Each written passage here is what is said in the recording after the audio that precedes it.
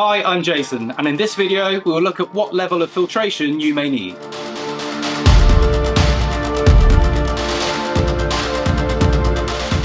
There are lots of different types of grades and filters available, and we manufacture many of them.